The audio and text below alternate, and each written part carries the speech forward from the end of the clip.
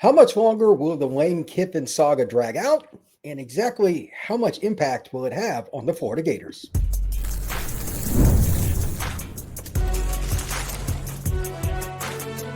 You are Locked On College Crossover, part of the Locked On Podcast Network.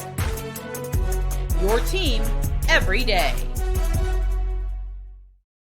Crossover of Locked On the Portal and Locked On Gators. I'm your host, Brian Smith, longtime college football recruiting analyst. Thank you for making both Locked On Gators and Locked On the Portal a part of your day each and every day right here on the nation's #1 sports podcasting network, Locked On. Today's show is brought to you by our friends at FanDuel. Right now, new FanDuel customers can bet $5 and get $300 in bonus bets with a first bet winner. Head over to FanDuel.com and download the app. We're going to be talking about everything with the Gators and how it's being impacted by Lane Kiffin, recruiting, the roster, transfer portal, players possibly leaving or not based on the timing. And of course, is there any kind of percentage we can put on Kiffin ending up in Gainesville? To figure out everything in the Lane Kiffin saga and everything that's seemingly never ending, I guess. I mean, that's the definition of saga if I've ever heard it. Brandon Olsen, Locked On Gators. Brandon, thank you for joining me here. First question for you. Obviously, with the Kiffin stuff, it's nonstop. But are you tired of it yet? Or are you just ready to jump off the local bridge, if you will? Like, yeah, that's what I thought too. I would, but it's only like 20 feet up. That's just gonna hurt, not do what it needs to do. So not gonna jump off the local bridge there. But I will say that I'm ready for this to be over. Honestly, no matter which direction it goes, I'm just ready for this to be over. I'm getting whiplash at this point. But yeah, I think that Florida's trending up here. I do. I know that. And I know everybody's going to tell you that for their school, right? Florida fans going to tell you that. LSU fans going to tell you that. I think that is trending up for Florida right now. And I've spoken to people from Florida side, LSU side, Ole Miss's side. I've spoken to people not attached to any school. They're just, agents or other national people, whatever that may be. And the thing that I always come back to, and I've said this 1,000 times now, is if both sides feel good about it, no one truly knows what's going to happen. And like some side is right? Like if he goes with LSU, LSU's right. If he goes to Florida, Florida's right. Both sides right now think they're right, and both sides feel like they're right. And so one side, you're going to look like you made a great move, and you hired maybe the biggest ego in college football, and the other side, you're going to look like an idiot. Like it's just as simple. You're going to look like a completely oblivious person. And I will tell you this, for the Florida Gators under Scott Strickland, I have felt you're the oblivious one plenty of times. And so I would like to not, but the amount of times that I go, oh yeah, like Florida feels good about this, we feel good about this, and it doesn't happen is a lot. Part of what gives me a little bit more, I'll say, hope here is that, maybe it's not exactly Scott Strickland doing everything. They got the coaching, the search firm this time around in turnkey. And so, maybe this time around when you go, all right, like they feel good about this, maybe it's right. I will also say I haven't done they feel good about this where it's backfired in probably a year, which does tell me they're either getting better or we're due. There it is. There it is. You said it. You said it. Yeah, I've heard LSU most recently, but I don't think it matters with Lane Kiffin because that's very much, even if that was accurate at that point, he's not signed. So it doesn't make any difference. At all. Yep. When it comes to Kiffin with the players and the roster, do you think it's going to help or do you think it's going to hurt the roster? Because some of them know him. Obviously, everyone knows his name. But how do you feel about retaining players because Kiffin is a big name? I think it would help a lot. First off, getting a big name, even a recognizable name, even if they don't know, the details about him or what he's known for or what he's about.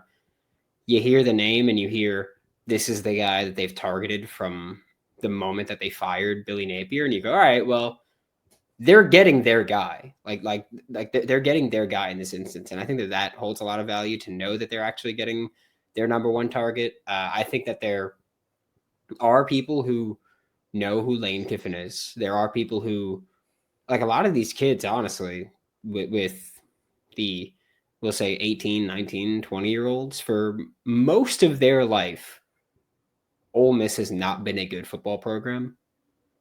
But I think that they'll recognize, hey, we have the guy that has them kind of kicking ass right now for the past 6 years. I think that adds a lot to it. I think having a guy like Lane who's an offensive mind, and that's what he's known for, I think that helps a lot. Because if you're an offensive player and they go, hey, by the way, this guy had a first-round quarterback last year. He's had multiple NFL receivers on the roster at the same time. They've all been productive, and he's shown that he could have 3 or 4 guys all eat at once. I think having that is a big plus for this team. And then on the flip side, if you're a defensive player, you like to have the safety blanket that is an incredibly talented offense and an incredibly productive offense. And Lane gives you that. He'll give you some head scratching moments. He'll give you some frustration there, but he's going to give you a talented offense, and you're going to get that every time. Well, he is a guy that's just incredibly talented with receivers and quarterbacks. So that area, I think, would be, if they don't keep those guys, something would be wrong. That would be my guess. But then again, I mean, maybe somebody wants greener pastures, maybe like Lagway, maybe not. I don't know, because he doesn't fit Lane's offense quite as much. I mean, he could run, but at this point, I think he's going to try to avoid injury. I'm just going to go out on a limb on that. But it would be a very, very big addition, let's just say, if they added Kiffin. So last question on the basis of him coming, any chance at all you think that would help salvage the recruiting class? Like if it happened this next weekend, that's before signing day, blah, blah, blah. Do you think that would matter much? I have my doubts, and I follow recruiting closely, but like picking recruits as hard as you can get anyway. How much is it going to help at UF if he goes to Gainesville? What do you think? I will say that I think it'll help, because when I look at it, this is a 2026 recruiting class that at the time of recording this, still no decommits. That is wild, by the way. Without a head coach. Right. Without a head coach for a month, still no decommits. And I think that's incredibly impressive. I don't think it'll stay that way. I do think that you'll see a couple kids leave, but I don't think that changes just because of Lane, right? Like I think there are some kids who are still going to go, hey, whoever's going to pay me more is where I'll go. That's fine. Or there's kids that are going to say, hey, I had a relationship with Billy and this staff. I don't have that anymore. These guys aren't going to be around. So I'm going to leave and go to the next best place. Like there's going to be those guys that leave, but for the most part, like this class is going to stay together. I believe. Like it's been a month and they've stayed together with no head coach. If it's Lane, I have a hard time believing that someone's going to go, you know what? I was down to play for Billy Napier, but now Lane Kiffin, I can't do it. If that's something that a recruit says, something tells me you weren't going to get into the University of Florida anyway. Like if that's how your brain works, something tells me you're not going to get into UF anyway. And so I think that, Lane helps everything. I think that, you drop from Lane, maybe a different conversation, but for Lane coming, like that's your best bet to retain as much of your roster as possible and as much of your recruiting class as possible. Yeah, I would tend to agree. I mean, there's no guarantee, but like his name's got to mean something. I mean, I would surmise. But what if it's not Lane Kiffin? What if it's somebody else? We're going to talk about what the possibilities might be. How does that work? Timing. There's still a lot to talk about on this crossover, Locked On Gators and Locked On the Portal. Today's show is brought to you by FanDuel. The NBA is back, and there's no better place to get in on the action than FanDuel, the official sports betting partner of the NBA. Even if you missed the start of a basketball game or want to ride the hot hand, FanDuel has live bets on everything from who will score next to fourth quarter comebacks. Plus, you can even combine your live bets into a same-game parlay for a shot at a bigger payout. For me, as a Pacers fan, I don't know if that's a good idea for me per se, but there is something that eventually does have to happen. The NBA is like a league where everybody kind of does the same thing for the most part. But then you have the Pacers. They have not won a road game yet. The only team in the NBA. At some point, somebody's going to win big with the bet on the Pacers, just winning straight up on the road. It keeps every game exciting with FanDuel, especially when your team's making a late push. Maybe the Pacers win a game at the buzzer on the road. Right now, FanDuel is giving new customers $300 in bonus bets when your first $5 bet is a winner. Head to FanDuel.com, sign up, and play your game with FanDuel, the official sports betting partner of the NBA. All right. Once again, thank you very much to Brandon Olsen for joining me here on the show today, talking a little Gators and what is, I guess, we're probably going to have to get used to this yearly now because there's just not enough good coaching candidates. Let's just start with that. Good. And Kiffin or not, you still have to have other people on your list. Unbeknownst to some people talking about coaching searches for other schools. Well, that's a side note for Brandon and I, an inside joke. But Who's who? Who could that be? Who could that be? But if it's not Kiffin, if you do your search right, you have to have 5-6 guys vetted in some capacity, plus assistants, all that, because fit matters. You know, I like Gainesville. It's a nice town, but it's not for everybody. You got to do all those things. Eli Drinkwitz. Anybody else after him? Like, I've heard different things. I've heard Brent Key. I've heard Drinkwitz, maybe not. Give me something. Like, who would number 2 be? I'm not sure, because it depends on who I speak with, what answer I come up with there. What do you got? I will say I don't think number 2 is Eli Drinkwitz at this point. I think earlier in the process, absolutely. Okay. But I think at this point, no. We had, I think it was On 3 reported that basically the fan base was very publicly anti Eli Drinkwitz. Really? Yeah. And so no. That seems to be what it came down to, was the fan base was really loud about not wanting him. And so that they have to listen to that. Which is fair. I mean, especially I feel like the past few weeks have not been awesome for Missouri. And that's not exactly the best time to start losing games in ugly fashion. So there's that. They cannot score.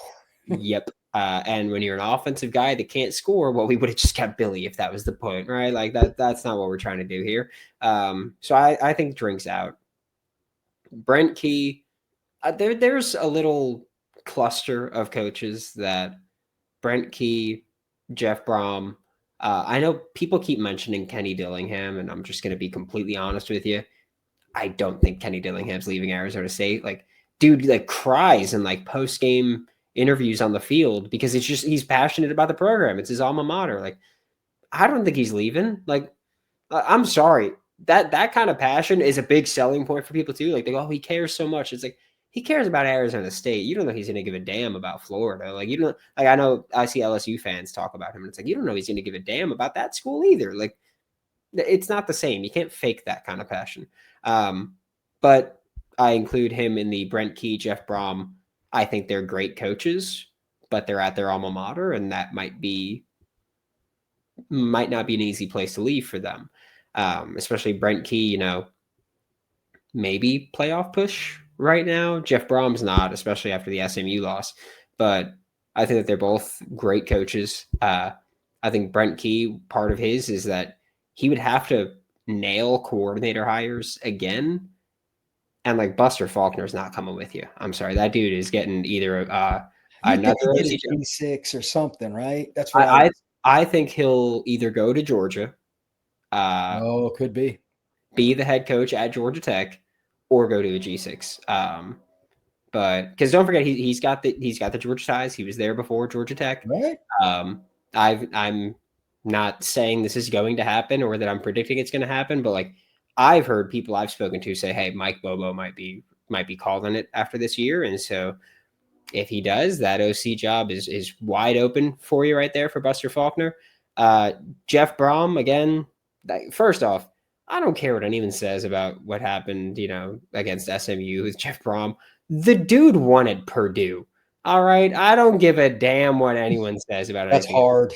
Yeah. So I think winning at Purdue is big there. John Summerall's a name people are going to mention a lot. I don't think it happens. I think he's Auburn or Ole Miss. The two schools that have very publicly been tied to him, shockingly, I think are probably where he's going to wind up.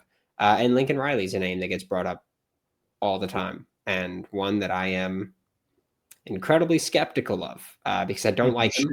Yeah, I don't like him. I don't think he's a great coach. I'm tired of this whole like, just get Lincoln with a good DC. He's got a good DC right now. I like D'Anton Lynn. He's got a good DC right now. Guess what? They're still not winning enough. Like he's got that. And also part of the reason that he spent so much of his career with people going, just get him a good DC, is because he's screwed it up consistently. He had Alex Grinch on his staff for like 8 years, and that alone should get you written right off. So Lincoln, like, I think he's a great offensive mind. I think a lot of people look at Lincoln and go, Lane Kiffin. Like they just see, high flying offense, ton of points. A guy that for a lot of his career has not had a good defense, and that tends to bite you when you face an elite team. I'd be really skeptical of Lincoln. I think he's got the name value. I do. I think he's got the name value. I will also say this. I don't view him as an SEC guy. I really don't. Like you're. I don't think he's a fit. No, Lincoln. Yeah, no. I don't either. I don't think Lincoln's fit for that grind, fit for that mentality. Like, I don't know. I think West Coast is a good spot for you, or if a Texas job opens up. Yeah, that's possible. Yeah, I can see him at one of those schools, Baylor, Texas Tech, or something like that one day. Very possible. If Baylor ever fires Dave Aranda, they just every year they just go, we're going to give him one more year. Oh, dear God. That's a whole nother story within itself.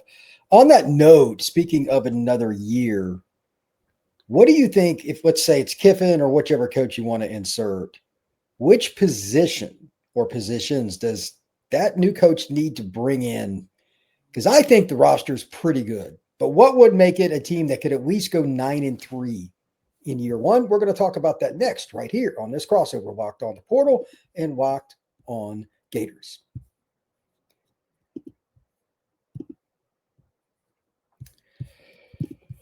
All right, this is a very important scenario here. I could be way off because they could lose more guys to the portal than even you think. And I know you're an optimist with Florida. But if they don't get hammered in the portal, big if, what position do they got to hit next year going into 26 to at least give them an outside chance to make the playoff year one, which is really hard to do. I'm openly admitting that. But like 8-4, 9-3, if we do this, we're 8-4, 9-3. Everything, you hit the inside straight, you get to 10-2, then you got a chance at the playoff. What do they got to do? You got to hammer the offensive line. That's just, and that's the worst thing to say because every team wants to do that, and I get it. I think we're both on board with like offensive line. Yep. You're losing Jake, you're losing Barber, and who else? Losing Jake Slaughter, center, losing left tackle Austin Barber, losing right guard Damian George, which that one I'm fine with.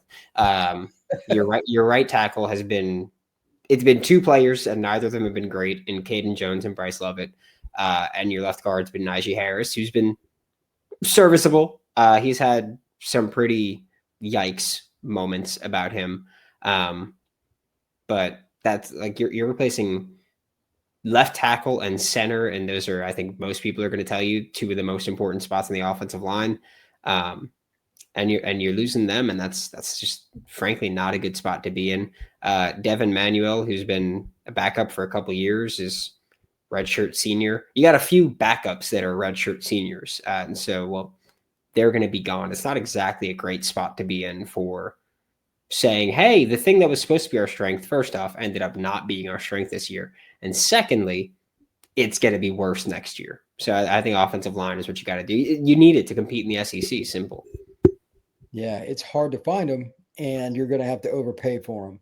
So if you overpay for like 3 offensive linemen in the portal, what do you got left for like DB, which I know they need help with? They're going to lose Devin Moore after this year. He's their best DB. Guessing if 1 or 2 of those DBs didn't come back, you wouldn't necessarily be all that upset with it. There's one in particular I'll leave out on that. And is Cormani okay? He got banged up in the game the other day, right? He's out? Yeah. No clue, and we're not going to find out till game day probably. Just with this not being an SEC game, Florida has no hold, like no hold to go, oh yeah, we have to put out this availability report. I know that they've asked Billy Gonzalez about it, and he's just like, oh yeah, we got the update. Next, so you're not going to get much information there, but we'll see. I hope he's all right. Got hurt pretty early in that game too. It was only like 20 plays in. So I hope he's all right. He's had his, fair share of ups and downs this year, but I do feel like the progress there has been really promising from what we've seen so far. But yeah, DB is going to be a spot, specifically safety. You're going to need to go in and get somebody. It's just, it's been terrible this year. Just safety play has just been terrible. There's no other way to put it. It's been awful. And I hate it because especially with Bryce Thornton, I like Bryce Thornton, but even he's had mix-ups. And I will say that this may be unfair of me. I'm going to put at least a little bit of the blame on the safety coach that 2 years ago was coaching running backs. Just going to throw that one out there. The guy who, through his 7 years of coaching, has 2 of them on the defensive side, and this year's one of them. Yeah, I'm gonna blame that guy a little bit for it. That's absolutely understandable. On that note, the roster right now, as it's constructed, any particular position you're like, they're just good. This, you just linear, just high school recruiting, we're good. Running back, I would assume Jaden Ball's a sophomore, so you got him for another year. I mean, he's an NFL player, but tight end probably needs some help. Receivers pretty good, but you can always use more receivers. Yep. Where else? Linebacker? What's your thought on backer? Linebacker is really good. Which we'll see what really happens with inside linebacker, because you've got now Pop Howard basically didn't play this year. He's been still banged up with an ankle injury from last year, so he's been trying to go with that. Jaden Robinson, draft eligible this year now, and he's had some great reps. So there's that. But it's that's the crazy thing about recruiting is, we look at Miles Graham and we go, oh, he's so young. He's going to be so good. And it's all right, well, he can leave after next year for the NFL draft if he wants to. That's what happens when you recruit tremendous football players is you get them for 3 years and then they're gone. And that's a very realistic possibility. So linebacker, you're going to have to hit at least high school recruiting probably to just get some more bodies. And I think the defensive line is really good. I think looking at the youth that you've had show up is at least promising. You're going to lose Caleb Banks. You're going to lose quite a few guys, but Brendan Bett, outside of some just incredibly boneheaded plays he's made, he's been really good. But he spat on someone and got the weirdest roughing the passer call I've ever seen against Tennessee. He should never spit on somebody. Yes, come on, man. It's ridiculous. Yep. Well, is that not part of the rules? I'm not going to comment on that.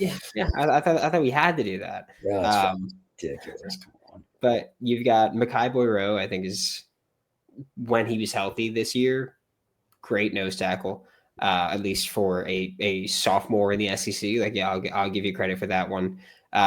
You've got Joseph Mbachu as a true freshman, Jeremiah McLeod as a true freshman. Both looked really promising. So I think you look at some of the youth there and you go, all right, that's at least a promising group.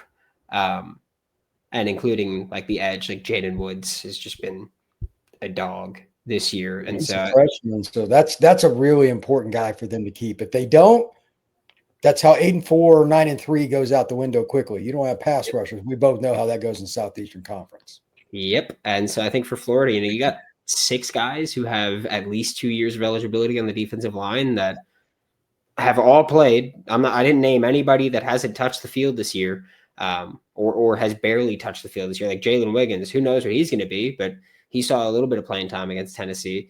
But who knows what he's going to be long term. So I think there's some guys that you haven't seen yet, but the fact that you've got 6 guys that you could say, hey, we've seen them play and they've got a couple years of eligibility left, I think it's really promising. Yeah, I would agree. Brandon, I'll let you out on this one. With all the stuff that's going on with Kiffin, just want to throw one out there. If he doesn't come, do you think Florida would play the long game and just be like, you know what? We have to, since we didn't get number 1, we will go after whoever, and you and I'm not even sure who number 2 is. Do you think they would let it play out more? I think they want to get that hire done if it's not okay. late. I think I think they're going to go, we can't spend 7 weeks on a coaching hire right now, which is kind of where they're at. If they don't get Lane and you take a couple more weeks, you're going to be at 7 weeks on this thing. And you're going to miss signing day. I don't think they're in a position to be able to go, if we don't get him, then we'll start looking at other candidates, which I will say, kudos to you, LSU, national media, giving you the praise that you deserve, because you've definitely not talked to any other candidates or looked at any other candidates. That's why Lane's the favorite. Thanks, Pete Thamel. You really nailed that one. Good job. They've definitely not looked at anybody else. Nailed it. Crushed it. Good job. Florida, I don't know. Good thing they've been covering their ass. Fair enough. Fair enough. Brandon, tell everybody where they can find your work, my friend.